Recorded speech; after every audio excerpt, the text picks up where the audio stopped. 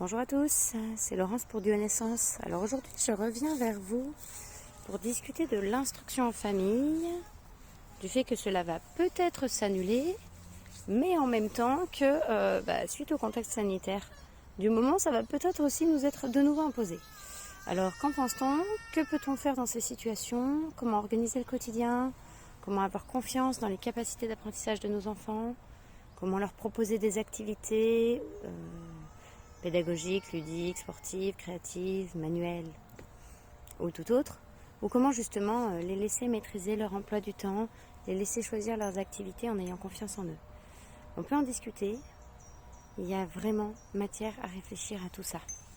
Comment peut-on d'un certain côté entendre que probablement en septembre, l'instruction en famille sera interdite pour des causes dites religieuses et que donc elle devrait concerner que les personnes qui font de l'IEF et qui pratiquent les religions et encore dans certaines mesures qui seraient, je dis bien qui seraient, parce que ce n'est pas du tout mon point de vue négative, mais par contre, pourquoi tous les citoyens qui pratiquent l'IEF sont concernés dans cette mesure alors que certains ont une religion qui pratique d'une manière non extrémiste et d'autres qui ne pratiquent pas de religion? Voilà, pourquoi ça concernerait tout le monde? Et surtout, comment et pourquoi on interdirait ça à tout le monde soudainement en septembre alors que depuis mars jusqu'à juin, pour beaucoup, ça a été subi, c'est-à-dire que les enfants n'étaient plus acceptés à l'école, ou alors que de temps en temps, et que du coup les parents ont été lâchés avec la capacité ou les difficultés que ça peut générer de devoir gérer les enfants H24. Et là, justement, si je me permets d'en reparler, c'est parce qu'on parle également de l'état d'urgence sanitaire, qui fait que certaines préfectures pourraient avoir le droit de fermer les établissements scolaires, les crèches aussi, si les mesures sanitaires l'exigent. Dans ces cas-là, ça veut dire que ces parents aussi, on va leur demander de trouver des solutions et de se débrouiller. Alors pourquoi, quand pour des raisons sanitaires, on veut protéger la population, on impose aux parents de gérer leurs enfants H24? Et pourquoi, dans des situations standards, quand tout va bien, quand ça devrait donc être moins difficile, on interdirait aux parents le fait de gérer leurs enfants?